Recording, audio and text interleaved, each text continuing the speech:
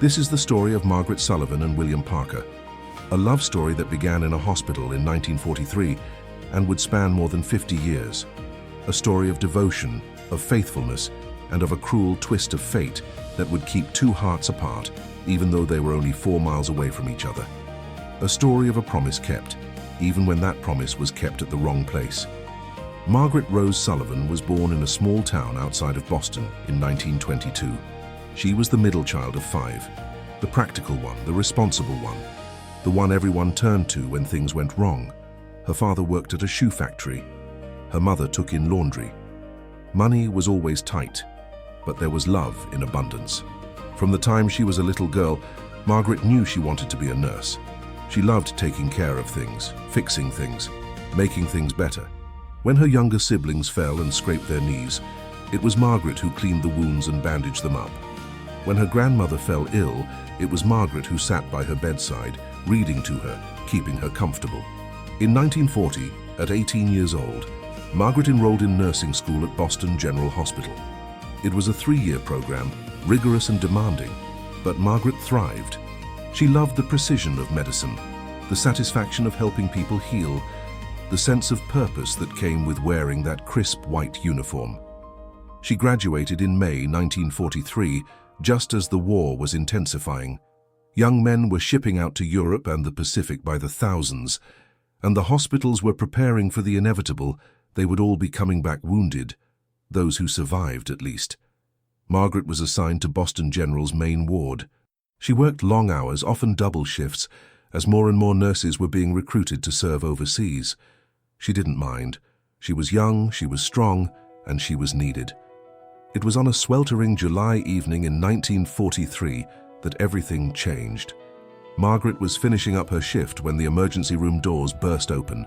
A group of soldiers had been in a training accident at the nearby base, multiple injuries, all hands on deck.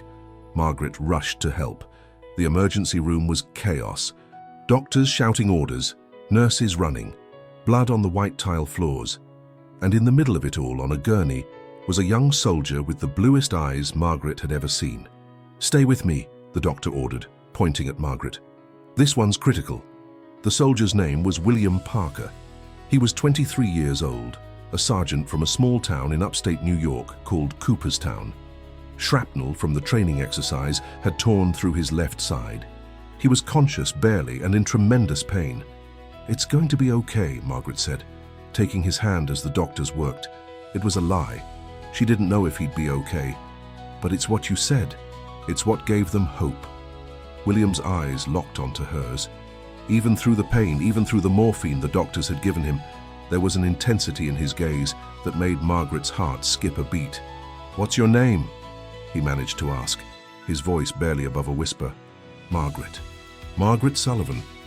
"That's a beautiful name," he said, and then he passed out. Margaret stayed with him through the entire surgery. It took 6 hours. Twice his heart stopped. Twice they brought him back. When it was finally over, when the doctors said he'd live, Margaret realized she was still holding his hand. And she didn't want to let go. William Parker remained at Boston General for 6 weeks recovering. And during those 6 weeks, Margaret was assigned to his care. She changed his bandages, monitored his vitals, helped him sit up, then stand, then walk. And with each passing day, something grew between them. At first, it was just friendly conversation. William told her about his hometown, about his parents who ran a small farm, about his younger sister who was still in high school, about how he'd enlisted right after Pearl Harbor, eager to serve his country, to do his part. Margaret told him about her large family, about growing up without much money but with plenty of love, about her dream of becoming a nurse, which had now come true, about how scared she was sometimes, seeing the young men come through the hospital, broken and bleeding, knowing that soon they'd be back on ships heading into danger again. "I'm scared too," William admitted one afternoon. "Anyone who says they're not is lying. But we have to do it anyway. We have to stop them. Stop the evil. Make the world safe again." Margaret admired his courage, his sense of duty, his quiet strength. By the 3rd week, their conversations had become more personal. William asked if she had a sweetheart. She blushed and said no. He seemed pleased by that answer. "When this is all over," he said, When the war ends and I come back, would you maybe want to get dinner with me? A real date, not just a nurse and her patient. Margaret felt her heart soar. I'd like that very much. By the 5th week, they were in love. It was the kind of love that happens in wartime, intense and urgent, with no time for slow courtship or careful consideration. Every moment mattered. Every conversation could be the last. On William's last day at Boston General, the day before he was to return to his unit and then ship out to Europe, he asked Margaret to meet him in the hospital garden after her shift. She found him there as the sun was setting, sitting on a bench under an old oak tree. He stood when he saw her moving carefully. His wounds were healed, but he still felt the pain sometimes. "Margaret," he said, taking both her hands in his, "I know we haven't known each other very long, and I know the timing is terrible, but I also know that what I feel for you is real, more real than anything I've ever felt in my life." Margaret's eyes filled with tears. "William, I feel the same way. Let me finish," he said gently. "I'm shipping out tomorrow, going to England first, then wherever they send us. I don't know when I'll be back. I don't even know if I'll be back." "Don't say that," Margaret whispered. "I have to say it, because it's the truth, and because I need you to know something. If I survive this war, if I make it home, I want to spend the rest of my life with you. I want to marry you, Margaret. I want to have children with you. I want to grow old with you." Margaret was crying now, tears streaming down her face. "I want that too. I want all of that." William reached into his pocket and pulled out a small box. "This was my grandmother's," he said, opening it to reveal a simple gold ring with a tiny diamond. "I want you to have it. Not as an engagement ring, not yet, but as a promise that I'm coming back, that we have a future together." Margaret took the ring with trembling hands and slipped it onto her finger. It fit perfectly. "I'll wait for you," she said, "however long it takes. So I'll wait." William pulled her close and kissed her. And in that moment, with the last rays of sunlight filtering through the oak leaves, Margaret Sullivan made a promise she would keep for the next 50 years. "Boston General," he said, his last words to her as they prepared to part. "When I get back, I'll come straight to Boston General. Wait for me here." "I will," Margaret promised. "I'll be there. I'll wait for you." The next morning, September 1943, William shipped out. Margaret went to the train station to see him off, along with hundreds of other families saying goodbye to their soldiers.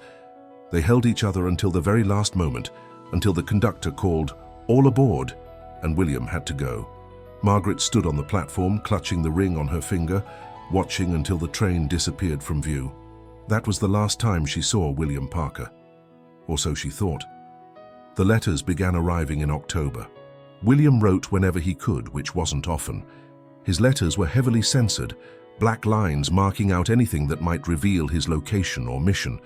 But between the lines, Margaret could read his love, his longing, his hope. "I think about you every day," he wrote in December 1943, "about that garden, about your smile, about the future we're going to have. It's what keeps me going through the cold and the fear. You, Margaret, you're what I'm fighting for." Margaret wrote back religiously. Every single day she sat down and wrote him a letter, even if it was just a few lines.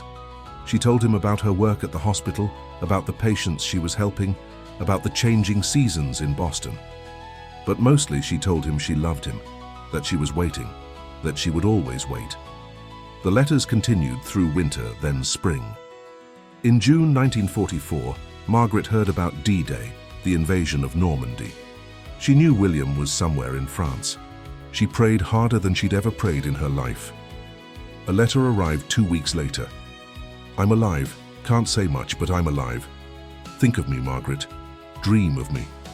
Because I'm dreaming of you." She held that letter to her heart and cried with relief.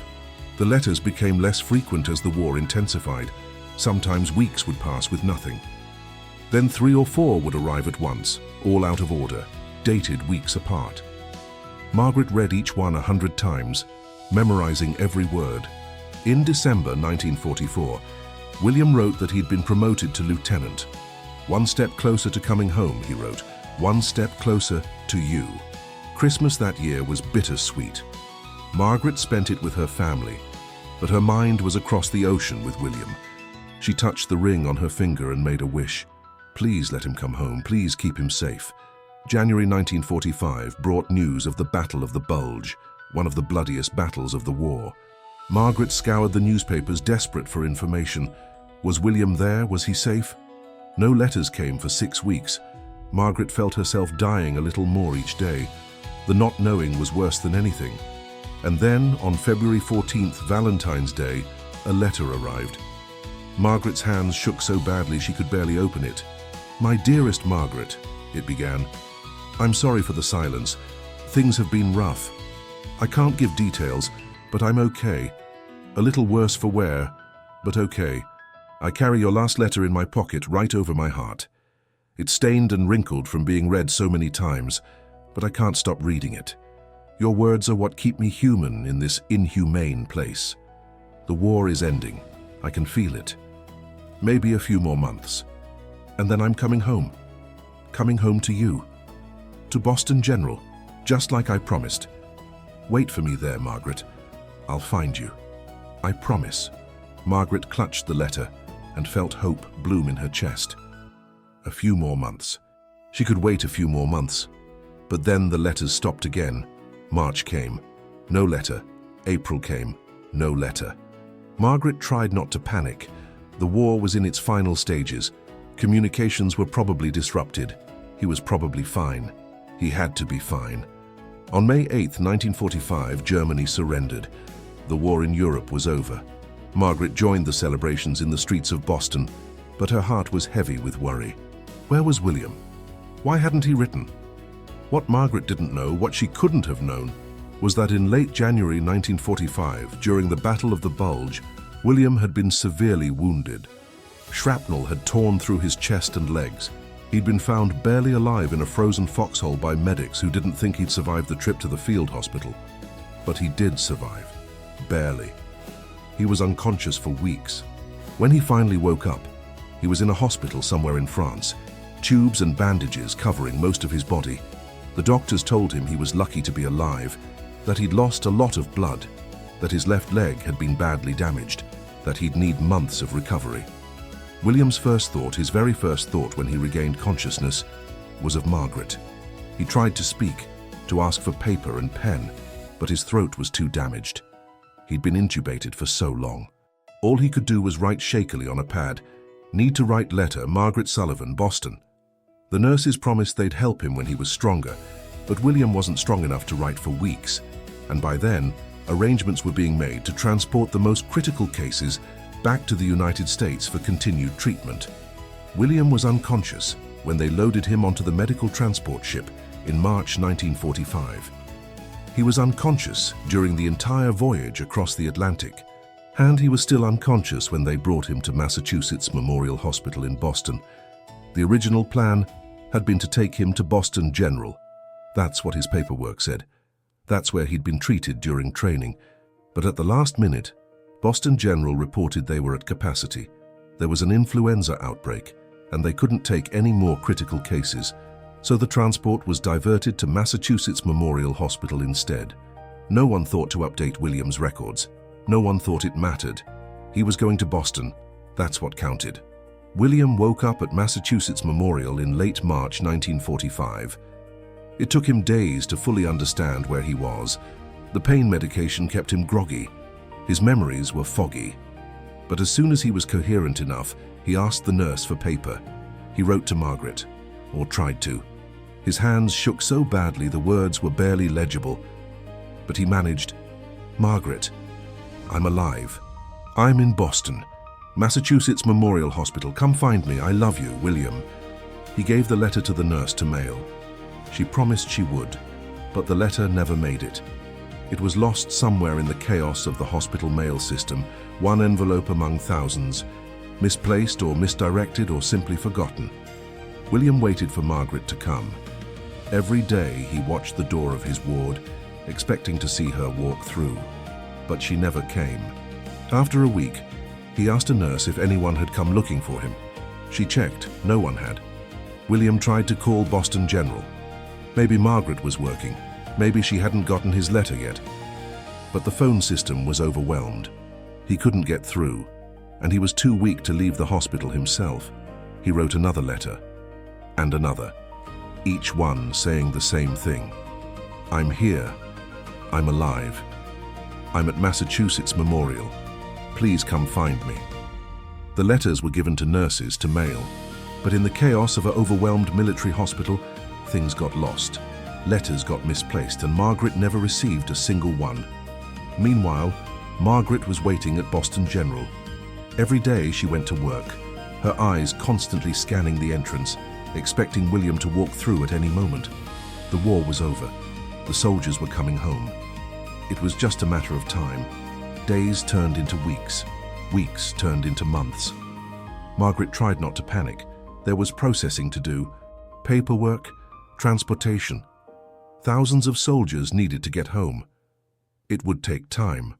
In September 1945, 4 months after the war ended, Margaret couldn't wait anymore. She needed answers. She went to the military office in Boston.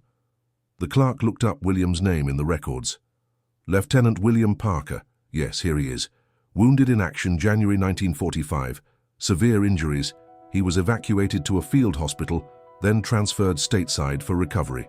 Margaret's heart leapt. He's here? He's in America? According to this, he arrived in Boston in March 1945, was transferred to Massachusetts Memorial Hospital for extended care. Margaret felt the world tilt. Massachusetts Memorial? Are you sure? Not Boston General? That's what it says here, ma'am. Massachusetts Memorial Hospital. Is he still there? I don't have that information. You'd need to contact the hospital directly. Margaret left the office in a daze. Massachusetts Memorial, not Boston General. He'd been in Boston since March. 6 months. 6 months he'd been here and she didn't know. But why hadn't he contacted her? Why hadn't he written? Why hadn't he come to find her at Boston General like he'd promised? She went straight to Massachusetts Memorial. It was across the city in a neighborhood she rarely visited. She'd never worked there, never had reason to go there. The nurse at the front desk was kind but firm. I'm sorry, but we can't give out patient information. Please, Margaret begged. He's my fiancé. I need to know if he's still here, if he's okay. The nurse hesitated, then said, What's his name? William Parker. Lieutenant William Parker. The nurse checked her current patient files. I'm sorry. We have no one by that name currently admitted. What about before? In March, April, May. I can't access those records without authorization. You'd need to file a formal request. Margaret filed the request. It took 3 agonizing weeks to process. When the response finally came, it confirmed that William Parker had been a patient at Massachusetts Memorial from March 1945 to August 1945. He had been discharged in good health and returned to civilian life. Discharged, in good health. But where was he? Why hadn't he come to her? Margaret went back to the military office. She needed an address, a way to contact him. But they couldn't give her that information. Privacy regulations. She'd need to go through proper channels. She wrote to those channels, filled out forms, waited. And while she waited, she went to Boston General every single day, just in case he came looking for her there like he'd promised. Months passed. Her requests were denied. Privacy reasons. He was a civilian now. They couldn't give out his information without his consent. Margaret tried reaching out to Cooperstown, New York, his hometown. She wrote to the postmaster, asking if they could forward a letter to William Parker. No response ever came. She was trapped in a nightmare of not knowing. Was he alive? Was he looking for her? Had he forgotten her? Had he moved on? But she had made a promise. Wait for me at Boston General, he had said. And so Margaret waited. What Margaret didn't know was that William had done the exact same thing at Massachusetts Memorial. For months, he waited for her to come find him. He asked every nurse if they knew a Margaret Sullivan. He called Boston General repeatedly, but could never get through to the nursing department. He even tried writing letters to Boston General Hospital, addressed to Margaret Sullivan nurse, but they were returned as undeliverable. There were dozens of nurses at Boston General. Without more specific information, they couldn't forward the letter. In August 1945, William was finally healthy enough to be discharged. His leg had healed, though he would always walk with a slight limp. His other wounds had scarred over. Physically, he was as recovered as he would ever be. But emotionally, he was devastated. Why hadn't Margaret come? He'd sent letters. He'd made calls. He'd waited for months. The only explanation that made sense was that she'd moved on, maybe met someone else, maybe decided she didn't want to wait for a wounded soldier after all. It broke his heart, but he understood, or tried to. The war had changed everything, changed everyone. Maybe it had changed what she felt for him too. With nowhere else to go, William returned to Cooperstown, back to his parents' farm, back to the small town where he'd grown up. He got a job teaching English at the local high school. He tried to move on with his life, but he never stopped thinking about Margaret, never stopped loving her. He went on a few dates over the years, set up by well-meaning friends and family, but nothing ever felt right. No one was her. William never married, never had children. He lived alone in a small cottage on the edge of town, surrounded by books and memories. Every year on September 15th, the anniversary of the day he'd shipped out, he would take out the letters Margaret had sent him during the war and read them all again. And he would wonder what had happened, where things had gone wrong, why the universe had been so cruel. Meanwhile, in Boston, Margaret continued her vigil. 1946 became 1947. 1947 became 1948. She continued working as a nurse at Boston General, continued going to the hospital every single day, even on her days off, continued watching the entrance, waiting for William to walk through. Her family worried about her. Her friends tried to set her up with other men, good men who had come back from the war, who had jobs and futures and wanted to settle down. But Margaret refused every advance. She had made a promise. And Margaret Sullivan was a woman who kept her promises. In 1950, 5 years after the war ended, Margaret's mother sat her down for a serious talk. "Sweetheart, I know you loved him, but it's been 5 years.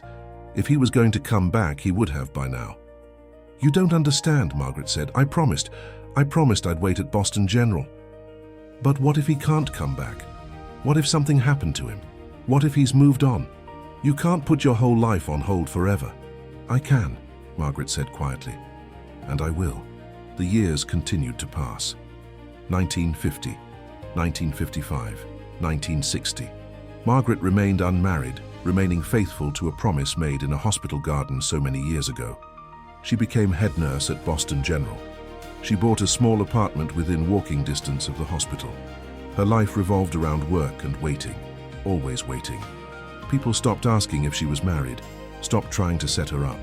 She became known as Miss Sullivan, the dedicated nurse who never missed a day of work, who was always the first to arrive and the last to leave, who seemed to live for her patients and nothing else. Only a few people knew the truth, knew about the ring she still wore on a chain around her neck, hidden under her uniform, knew about the letters she kept in a box under her bed, yellowed and fragile from being read so many times, knew about the promise that had become her entire existence. The decades rolled by, 1970, 1980, 1990. Margaret's hair turned grey, then white. Her hands developed arthritis. Her back began to stoop. But still, every morning, she went to Boston General. Still, she stood in the lobby for a few hours watching the doors before going about her day. The hospital staff came to know her routine. When she retired from active nursing in 1987 at age 65, they offered her a volunteer position. She accepted gratefully. It gave her a reason to keep coming, to keep watching, to keep waiting. In 1993, Margaret had a minor heart attack. The doctors at Boston General treated her, because of course they did. She was family. While she was recovering, one of the young doctors sat with her. "Miss Sullivan, can I ask you something personal?" "Of course, dear." "Why haven't you tried to find him?" "This William. In all these years, with all the resources available, why haven't you searched for him?" Margaret was quiet for a long moment. "Because I'm afraid," she finally said. "Afraid of what?" "Afraid of what I might find. If I find out he died, then my waiting was for nothing. If I find out he's alive but moved on, married someone else, had a life without me, then my waiting was for nothing. As long as I don't know, as long as there's uncertainty, there's still hope. And hope is what's kept me alive all these years. November 1995. It had been 50 years since the war ended, 50 years since she'd last seen William. Margaret was 73 years old now, no longer working even as a volunteer, but still she came to Boston General every morning. It was habit now, ritual, the shape her life had taken. And then, on a Tuesday morning, something happened that would change everything. Margaret was sitting on her usual bench near the entrance when she overheard two elderly men talking nearby. They were both wearing veterans' caps. "Can you believe it's been 50 years?" one of them said. "Seems like yesterday sometimes," the other replied. "Other times feels like a lifetime ago." "You were at Massachusetts Memorial too, right? After we got sent home?" Margaret's head snapped up. Massachusetts Memorial. "Yeah, March to August 45. That was a rough few months. All those surgeries." "Tell me about it. At least the nurses were pretty." The men chuckled. Margaret stood up, her legs shaky. She approached the men. "Excuse me, I'm sorry to interrupt, but did you say you were at Massachusetts Memorial in 1945? The men turned to her. "Yes, ma'am, both of us. Why do you ask?" "I'm looking for someone. A soldier who was there at the same time. Lieutenant William Parker. Did either of you know him?" The men looked at each other. Parker. Why does that name sound familiar?" "Wait," the second man said. "Bill Parker. Tall guy, dark hair, from upstate New York?" Margaret's heart stopped. Yes, that's him. I remember him. He was in the ward next to mine. Had some pretty bad injuries, but he pulled through. Do you know what happened to him? Where he went after he was discharged?" The man's expression grew sympathetic. "I remember he was looking for someone. A nurse from another hospital. He talked about her all the time. Margaret, I think her name was. He was desperate to find her." "That's me," Margaret said, her voice breaking. "I'm Margaret." The man's eyes widened. "You're Margaret? The one he was looking for?" Every single day. He'd ask the nurses if anyone named Margaret Sullivan worked there. He'd go to the front desk. He even tried calling other hospitals, but no one could find you. "I was here," Margaret whispered. "I was here at Boston General. He told me to wait for him here." The man shook his head slowly. There must have been some confusion. When he was wounded, he was in bad shape. Maybe he didn't know where he was being sent. Maybe someone told him the wrong hospital. But he spent months trying to find you. And when he couldn't what? Margaret's voice was barely audible. When he couldn't find you, he thought you'd moved on, that you'd found someone else. He was heartbroken. Finally, in August, he gave up, went back home to New York. Margaret felt her legs give out. The man caught her, helped her sit back down on the bench. 50 years, Margaret whispered. 50 years I've been waiting at the wrong hospital. 50 years he thought I'd abandoned him. Oh God. Ma'am, I'm so sorry. I had no idea. Margaret looked up at him with tears streaming down her face. Do you know if he's still alive? I don't know. I haven't heard from him in decades, but I can try to find out. I still have some connections with the veterans group back in New York. Let me make some calls. Margaret gave him her contact information with shaking hands. The man promised he'd do everything he could to track down William Parker. For the first time in 50 years, Margaret went home from Boston General feeling something other than resignation. She felt hope, real hope. Maybe it wasn't too late. Maybe they could still have the life they'd dreamed of. 3 days later, the phone rang. It was the veteran she'd met at the hospital. "Mrs. Sullivan, I found him. I found William Parker." Margaret's heart nearly burst from her chest. "Is he alive?" There was a pause, a long, terrible pause.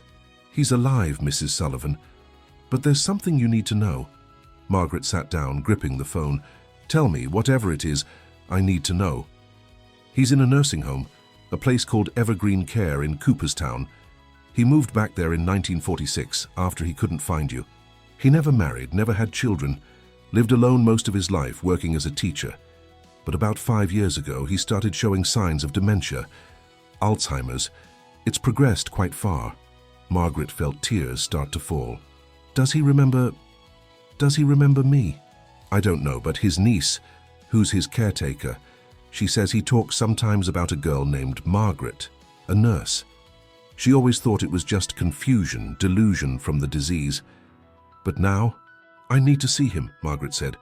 I need to go to him. Mrs. Sullivan, I have to warn you, he's not the young man you remember. The Alzheimer's has taken a lot from him. It might be very difficult. I don't care. I made him a promise 50 years ago. I'm going to keep it. I'm going to him. 2 days later, Margaret boarded a train to Cooperstown, New York. It was the first time she'd left Boston in 20 years. She clutched the ring she'd worn around her neck for 5 decades, now back on her finger where it belonged. The nursing home was a small, pleasant facility on the outskirts of town. Margaret spoke to the director, explained who she was. The director called William's niece, a woman named Sarah, who rushed to the facility. Sarah looked at Margaret with tears in her eyes. "You're really her. You're really Margaret." "I am. He talked about you. Even now, even with the Alzheimer's, he sometimes says your name. We always thought you were just a dream, something he'd made up." "I'm real," Margaret said, her voice breaking. "I've always been real. And I've been waiting, just at the wrong place." Sarah led Margaret through the nursing home to a sunny room at the end of the hall. "He has good days and bad days. Today has been a good day. He's been lucid mostly." She opened the door, and Margaret stepped inside. And there he was, William Parker, 95 years old now. His dark hair had long gone white and thin. His face was deeply lined. He sat in a chair by the window, looking out at the autumn leaves falling from the trees. But his eyes. When he turned and looked at her, Margaret saw those same blue eyes from 52 years ago, the eyes she'd seen on a hospital gurney, the eyes she'd fallen in love with. "William?" she said softly, her voice trembling. He looked at her, confused at first. "Do I know you?" Margaret walked slowly into the room and sat in the chair across from him. She was crying now, couldn't stop crying. "My name is Margaret. Margaret Sullivan." For a long moment, there was nothing. Just confusion in his eyes. And then, slowly, something changed. A flicker, a spark, a memory fighting its way through the fog. "Margaret," he whispered. "Margaret from Boston General?" A sob escaped Margaret's throat. Yes, it's me." William's hands started to shake. He reached out, and Margaret took his hands in hers. They were old hands now, marked by age and liver spots and the tremor of disease. But they were his hands, the hands that had held hers in that hospital garden so long ago. "I waited for you," he said, tears streaming down his weathered face. "I waited and waited, but you never came." "I waited too," Margaret said, holding his hands tightly. "I waited at Boston General, every single day for 50 years. But you were at Massachusetts Memorial. We were waiting for each other, William, just in different places." Understanding dawned in his eyes, followed immediately by devastating grief. No. You mean we lost 50 years, Margaret said, because of a mistake, because I was at the wrong hospital. William began to cry, deep sobs that shook his whole frail body. Margaret moved to sit beside him, wrapping her arms around him as he wept for all the years they'd lost, for the life they could have had, for the cruel irony of it all. "I'm so sorry," he kept saying. "I'm so sorry. I thought you'd forgotten me. I thought you'd moved on." "I never forgot you," Margaret said, tears streaming down her own face. "I never moved on. I kept my promise, William. I'm still keeping it." They held each other for a long time. Two elderly people, finally reunited after more than half a century, clinging to each other as if they could somehow make up for all the lost years just by holding on tight enough. William's niece Sarah watched from the doorway, tears streaming down her face. She'd never seen her uncle like this, had never seen him so present, so aware, so alive with emotion. Over the next hour, William's lucidity faded in and out. Sometimes he was present, aware, asking Margaret questions about her life, telling her about his. Other times he seemed confused, asking where he was, who she was. But even in his confusion, he seemed calmed by her presence, comforted by the sound of her voice. Margaret learned that after leaving Massachusetts Memorial in 1945, William had indeed gone back to Cooperstown. He'd taken the job teaching English at the local high school, a job he'd held for 40 years until his retirement. He'd lived alone in a small cottage, surrounded by books and memories. He'd never married, never found anyone else. Because no one was her. No one was Margaret. "I wrote you letters," William said during one of his clear moments. "For years I wrote you letters, but I never sent them. Didn't know where to send them, so I kept them in a box in my closet." Sarah brought the box, hundreds of letters, all addressed to Margaret Sullivan, Boston General Hospital, Boston, Massachusetts. All unsent, all filled with love and longing and grief. Margaret read some of them, weeping as she read words written decades ago by a man who'd thought he'd lost her. "I never stopped loving you," one letter from 1952 read. "I tried to move on. I tried to fall in love with someone else, but how could I? You were the only one. You've always been the only one. I hope you're happy, Margaret. I hope whoever you're with treats you well. I hope you got everything you deserved from life, even if it couldn't be with me." Margaret showed him the letters she'd kept too, the ones he'd written during the war, stained and yellowed from being read thousands of times over 50 years. William's eyes filled with tears as he saw his own handwriting from so long ago. "We loved each other so much," he said, his voice breaking, "and we lost so much time." "But we have now," Margaret said, holding his hand. "However much time you have left, we have now." And so, for the first time in their lives, Margaret and William were finally together. Not in the way they'd dreamed all those decades ago, not in the life they'd planned, but together nonetheless. Margaret moved to Cooperstown. She rented a small room near the nursing home and visited William every single day. On his good days, they would talk for hours. He'd tell her stories from his years of teaching, about the students he'd inspired, the books he'd loved. She'd tell him about her decades as a nurse, about the patients she'd helped, the lives she'd touched. They'd remember those 6 weeks in 1943, reliving every conversation, every touch, every moment. They'd cry together for the years they'd lost, and they'd hold hands like teenagers, making up for lost time in whatever way they could. On William's bad days, when the Alzheimer's stole his memory and left him confused, Margaret would just sit with him. She'd hold his hand. She'd hum the songs from the 1940s that they used to love. Sometimes he wouldn't remember her name, but even then, he seemed calmed by her presence, as if some part of him, deeper than memory, recognized her. "You have a kind face," he'd say to her on those days. "Do I know you?" "Yes," Margaret would always answer. "You know me, and I know you.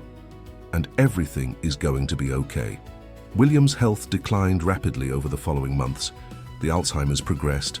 The excitement of Margaret's arrival, the emotional weight of their reunion, seemed to accelerate the disease's course. Within 3 months, he was mostly non-verbal. Within 6 months, he was bedridden.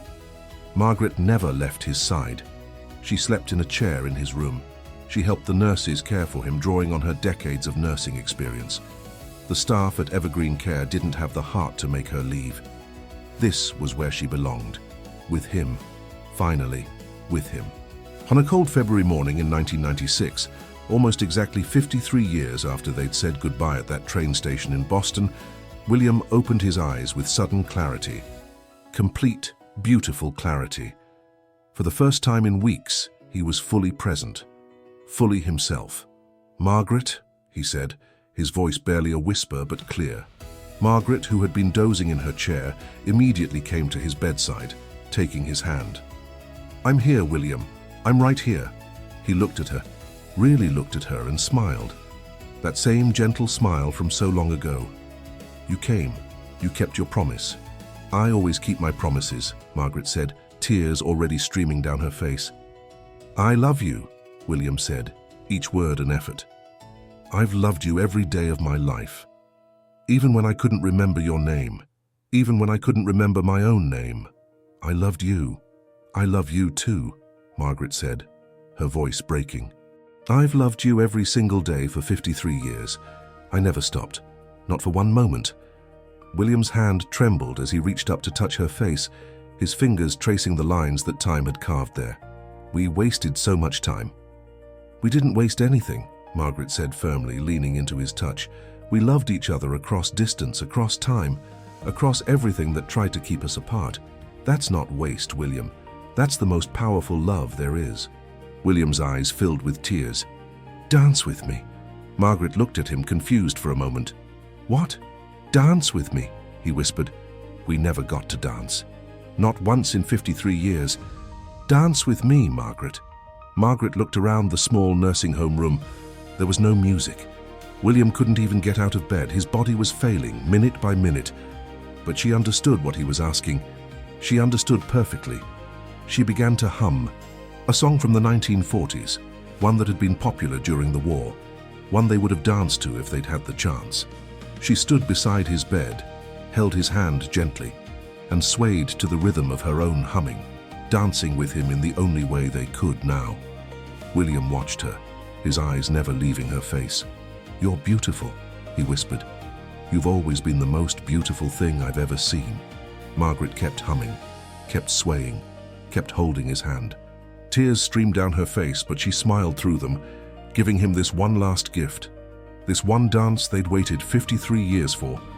And slowly, gently, as the melody continued, William's eyes began to close. His breathing became shallower. The grip on her hand weakened. "Don't go," Margaret whispered, even though she knew it was time. "Please don't go." But William's eyes opened one last time. He looked at her with such love, such peace. "I'll wait for you," he said, his voice barely audible. "On the other side, I'll wait for you, and this time I promise I'll be at the right place." Margaret let out a sob that was half laugh, half cry. "I'll find you. I promise I'll find you." William smiled. "I know you will. You always keep your promises."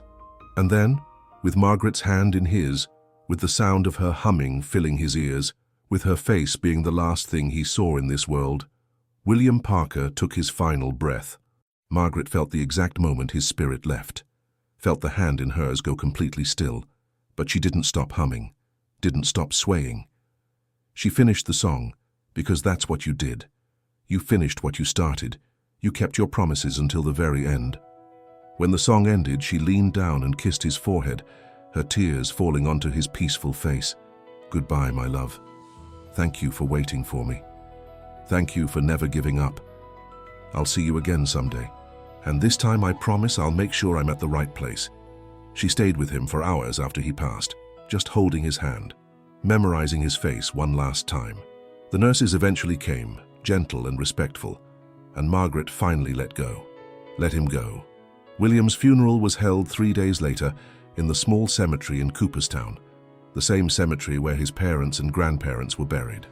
It was a cold February day, with snow beginning to fall as they lowered his casket into the ground. Margaret stood at the graveside, supported by William's niece Sarah. There were about 30 people there, mostly former students of William's, people whose lives he'd touched during his 40 years of teaching.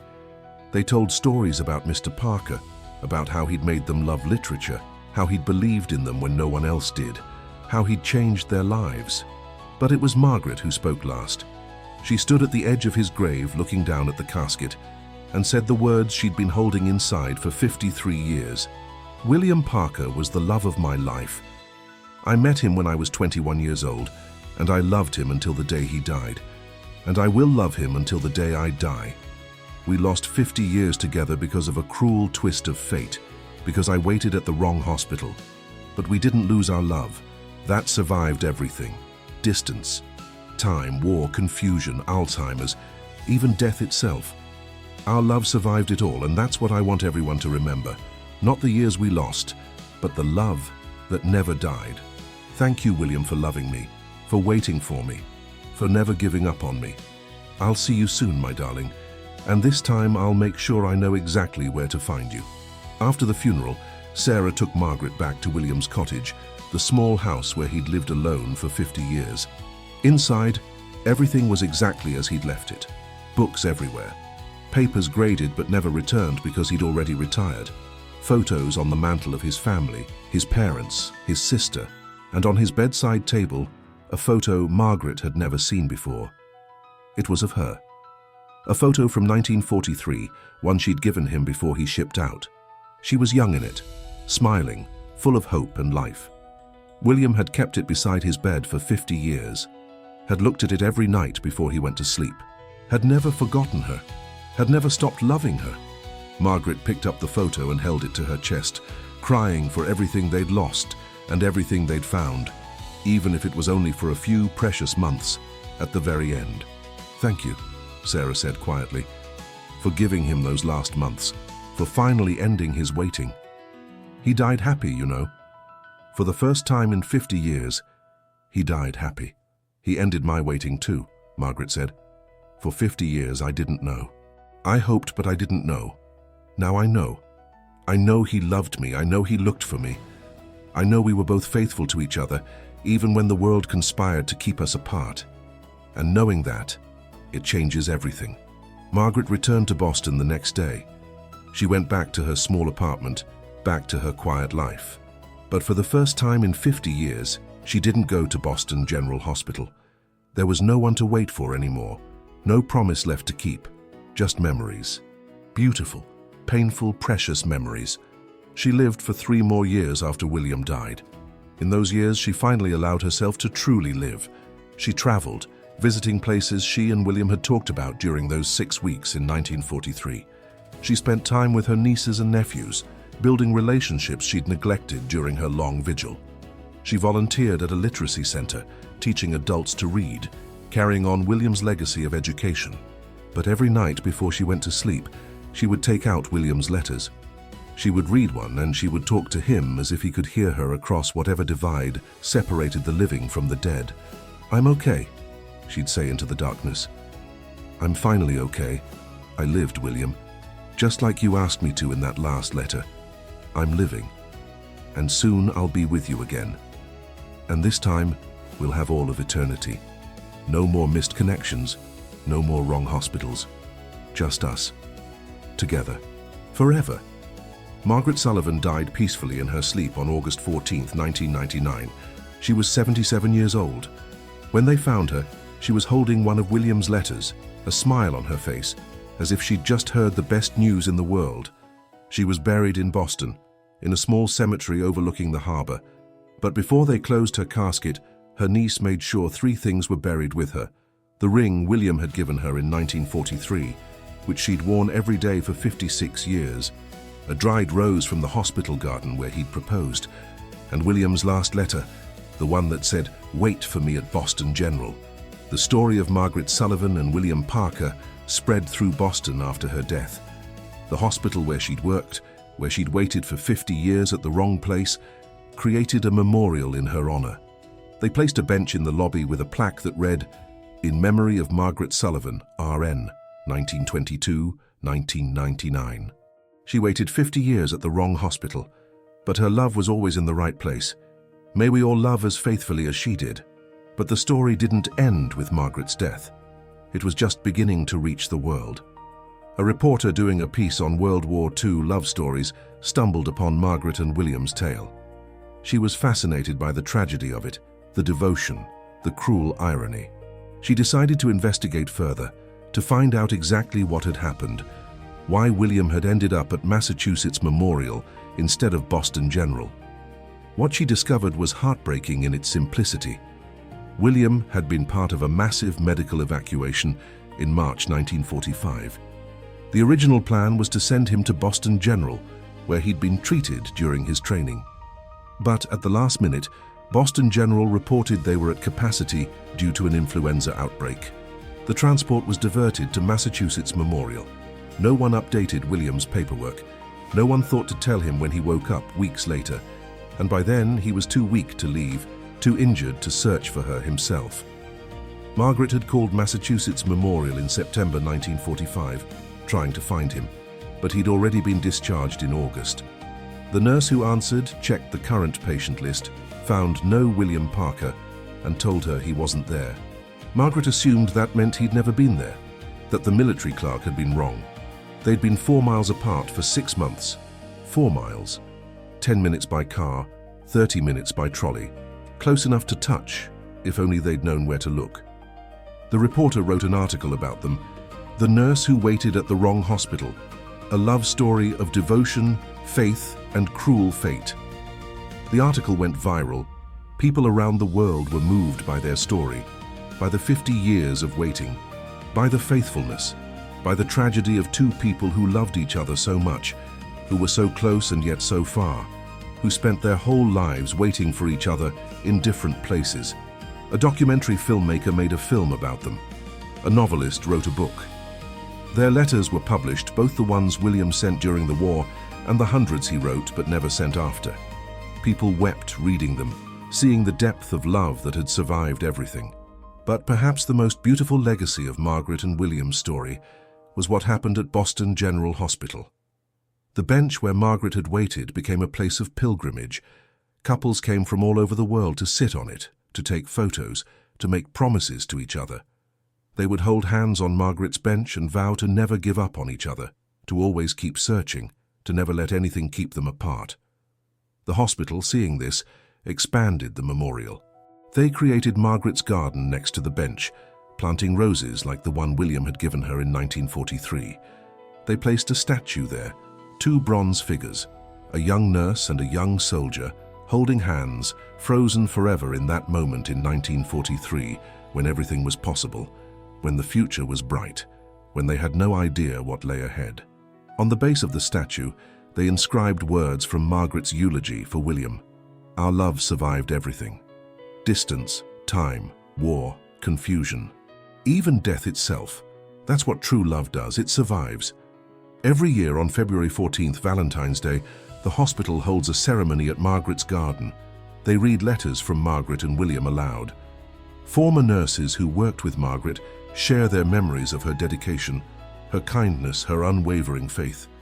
And couples renew their vows there, surrounded by roses, standing on ground made sacred by 50 years of faithful waiting. The story of Margaret and William has become more than just a sad tale of missed connections. It's become a symbol of what love can be when it's pure, when it's faithful, when it refuses to give up no matter what obstacles stand in its way. Margaret Sullivan waited 50 years at the wrong hospital, but her love was never in the wrong place. It was exactly where it needed to be, in her heart, constant and true and unshakable. William Parker lived 50 years thinking he'd been abandoned, but he never stopped loving her, never married anyone else, never gave his heart to another, because his heart had always belonged to Margaret and always would. They lost 50 years together, 50 years of marriage, of children, of growing old together, of the life they'd dreamed about in that hospital garden in 1943. That's the tragedy of their story. But they never lost each other, not really. They carried each other in their hearts every single day. They remained faithful to each other across decades and distance. They proved that true love doesn't need proximity or even hope of reunion. It just needs 2 hearts that refuse to let go. And in the end, they got their reunion. Not the 50 years they deserved, but 6 precious months. 6 months of finally being together, of holding hands, of saying all the things they'd waited a lifetime to say. 6 months of love made more intense and beautiful by all the years they'd waited for it. William died in Margaret's arms, listening to her humming, feeling her love surround him one last time. Margaret died with his letters in her hands, a smile on her face, ready to find him again on the other side. And now, wherever they are, they're together. No more waiting. No more wrong hospitals. No more missed connections. Just 2 souls who loved each other for more than 50 years, finally united for eternity. That's the real lesson of Margaret and William's story. Not that love is easy. Not that love always wins in the way we want it to. But that love endures.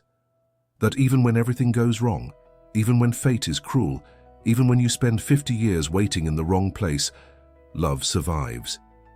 Because true love isn't about being in the right place at the right time. It's about having the right heart. A heart that doesn't give up. A heart that keeps faith. A heart that loves through everything. Margaret Sullivan had that heart. William Parker had that heart. And because of their story, millions of people around the world have been inspired to love more deeply, to stay faithful longer, to never give up hope. The nurse who waited at the wrong hospital for 50 years taught us all something beautiful. That the place doesn't matter. The timing doesn't matter. Even the mistakes and the missed connections don't matter in the end. What matters is the love. The unwavering, unshakable, eternal love. The love that says, I will wait for you, even if it takes 50 years. Even if I'm in the wrong place. Even if you never come. Because you are worth waiting for. Margaret and William had that love. And now their story ensures that love like that will never be forgotten. They waited 50 years, they suffered 50 years, they lost 50 years. But their love lasted forever. And that in the end is all that really matters. The end. Narrator's note. This story is fictional, but inspired by countless true stories of separated lovers, missed connections, wartime confusion, and the power of enduring love.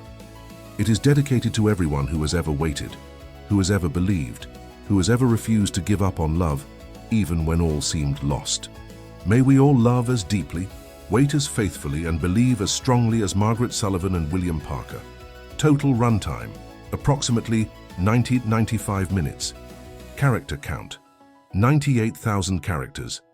Ready for SRT conversion and audio generation.